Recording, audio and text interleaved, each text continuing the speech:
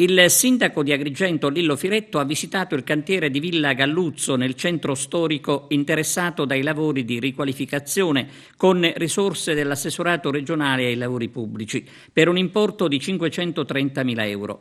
Era stata l'amministrazione comunale a partecipare ad un bando. La villa, destinata a casa famiglia, è dell'Ottocento ed è conosciuta anche come Villa Belvedere, un nome scelto dai proprietari trovandosi nel punto più alto del quartiere.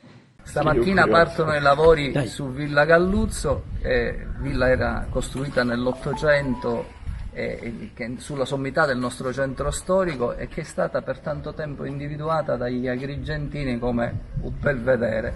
Ecco, il belvedere finalmente, dopo la donazione che è avvenuta dagli ultimi proprietari, fu realizzata dai Galluzzo proprio alle suore salesiane, diverrà una casa famiglia, per cui i minori in difficoltà potranno qui arrivare e trovare quella solidarietà, quel sostegno che è necessario e che le suore da tempo assicurano in ogni posto in cui svolgono la loro missione.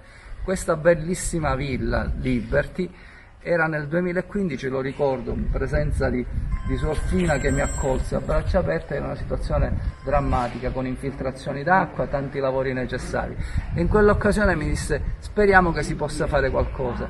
Dissi: suora, se il Signore ci assiste chissà che non realizziamo. Abbiamo partecipato ad un bando pubblico nel 2016, all'inizio del 2016, lo abbiamo vinto, è stata fatta la gara d'appalto, oggi finalmente lavori, tornerà a splendere come prima questa bellissima villa e soprattutto assicurare un'importante funzione sociale. Saranno spese 530.000 euro.